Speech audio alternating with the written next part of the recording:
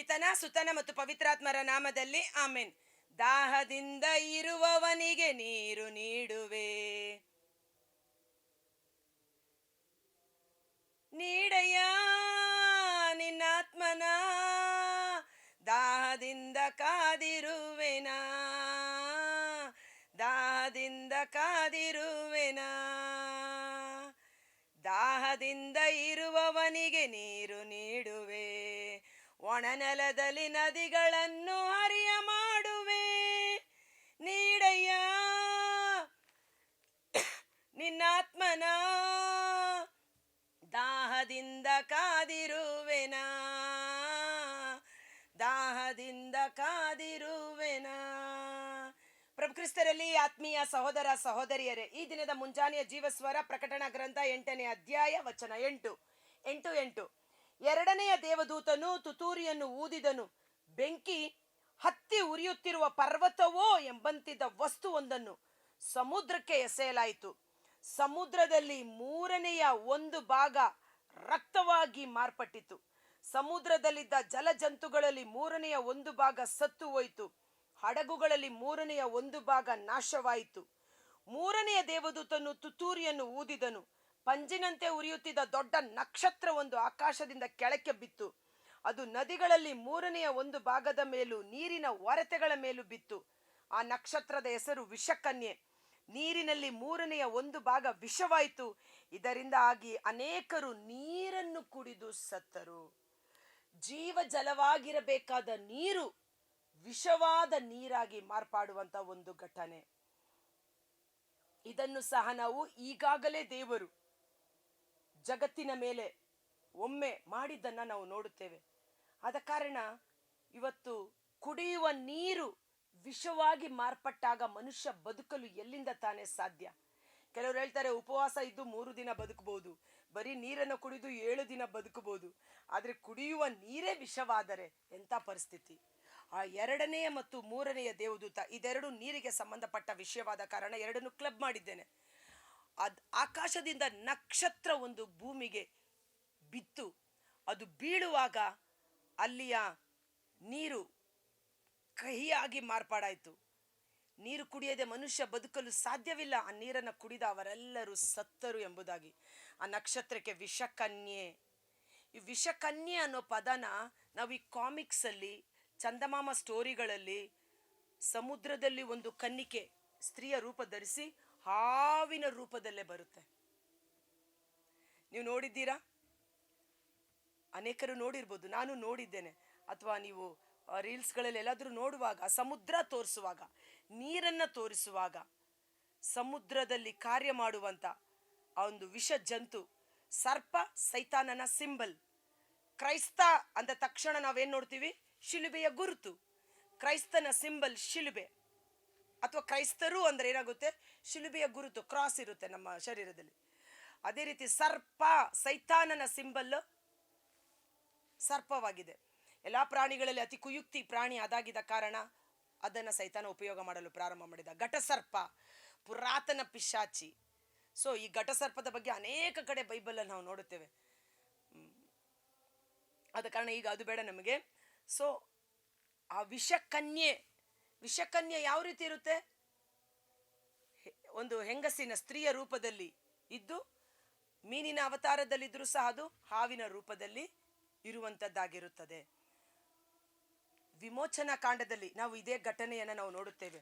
ವಿಮೋಚನಾ ಕಾಂಡ ಅಂದರೆ ಮುಂದೊಂದು ದಿನ ಬರಲಿದೆ ದಿನಗಳು, ಮುಂದಿನ ದಿನಗಳು ಬಹಳ ಕಷ್ಟಕರವಾದ ದಿನಗಳು, ಉಪದ್ರವದ ದಿನಗಳು, ಸಂಕಟದ ದಿನಗಳು, ದ ಡೇಸ್ ಆಫ್ ಪರ್ಸಿಕ್ಯೂಷನ್ ಅಂತೀವಿ.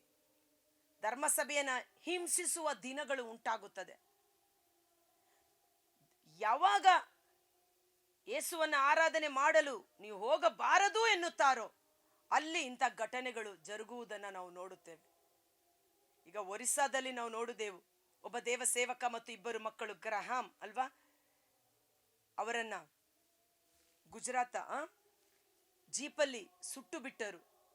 ಆದರೆ ಆ ಊರಿನ ಮೇಲೆ ಆದಂಥ ಪ್ರಕೃತಿಯ ವಿಕೋಪಗಳು, ಪ್ರಕೃತಿಯಲ್ಲಿ ದೇವರು ಕಾರ್ಯ ಮಾಡಲು ಪ್ರಾರಂಭ ಮಾಡಿಬಿಡುತ್ತಾರೆ. ಪ್ರಕೃತಿ ದೇವರ ಪರವಾಗಿ, ಮನುಷ್ಯನಿಗೆ ವಿರುದ್ಧವಾಗಿ ಕಾರ್ಯ ಮಾಡಲು ಪ್ರಾರಂಭ ಮಾಡಿಬಿಡುತ್ತದೆ. ಆಕಾಶದಿಂದ ನಕ್ಷತ್ರ ಬೀಳುತ್ತದೆ. ಒಂದು ವಸ್ತು ಸಮುದ್ರಕ್ಕೆ ಬಿದ್ದು 1/3 ಜಲದಲ್ಲಿದ್ದ ಎಲ್ಲಾ ಪ್ರಾಣಿಗಳನ್ನ ನಾಶ ಮಾಡಿಬಿಟ್ಟಿತ್ತು ಅಂತ. ಅಂದ್ರೆ ಸೇಮ್ ವಿಮೋಚನಾ ಕಾಂಡದಲ್ಲಿ ನಡೆದ ಹಾಗೆ ಫರೋಹ ರಾಜನ ರೀತಿಯಲ್ಲಿ ಫರೋಹ ಹೇಗೆ ಇಸ್ರಾಯೇಲರನ್ನ ಹಿಂಸಿಸಿದ, ಕ್ರೈಸ್ತ ಮಕ್ಕಳನ್ನ ಹಿಂಸಿಸುವ ರಾಜನೊಬ್ಬ ಎಬ್ಬಿಸಲ್ಪಡುತ್ತಾನೆ. ಇದೆಲ್ಲ ನಡೆದೇ ತೀರುತ್ತದೆ, ನಡೆಯಲೇಬೇಕು. ಅಂತಿಮ ಯುದ್ಧ ಇನ್ನು ಮುಂದೆ ಪ್ರಕಟಣಾ ಗ್ರಂಥದಲ್ಲಿ ಬಹಳ ನಾನು ಪ್ರಿಪೇರ್ ಆಗೋಣ ಅಂತ ಪ್ರಾರ್ಥನೆ ಮಾಡುವಾಗ ಬಹಳ ವಿಷಯಗಳನ್ನ ದೇವರು ಪ್ರಕಟಪಡಿಸ್ತಾರೆ. ಎಷ್ಟು ನನಗೆ ಪವಿತ್ರಾತ್ಮರು ತೋರ್ಪಡಿಸುತ್ತಾರೋ ಅಷ್ಟನ್ನ ಮಾತ್ರ ನಾನು ನಿಮ್ಮೊಟ್ಟಿಗೆ ಹಂಚಿಕೊಳ್ಳಲು ಸಾಧ್ಯ.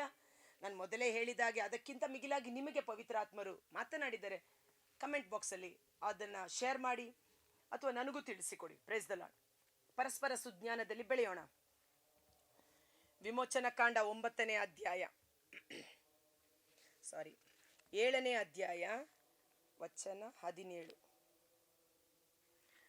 ಸರ್ವೇಶ್ವರ ಸ್ವಾಮಿ ಮೋಶೆಗೆ ಹೀಗೆಂದರು, ಫರೋಹನ ಹೃದಯ ಮೊಂಡಾಗಿದೆ, ಜನರು ಹೋಗಲು ಅಪ್ಪಣೆ ಕೊಡುವುದಿಲ್ಲವೆನ್ನುತ್ತಾನೆ.